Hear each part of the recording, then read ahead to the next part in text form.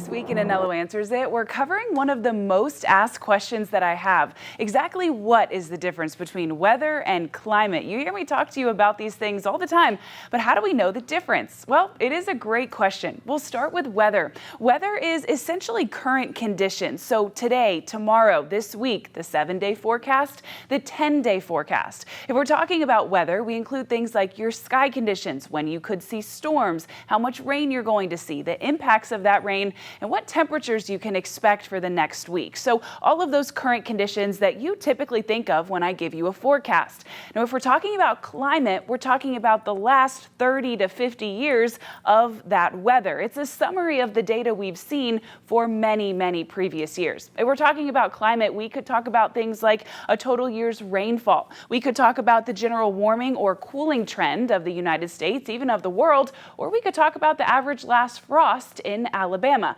Does that make sense? Let's put it into some examples to help it make some sense.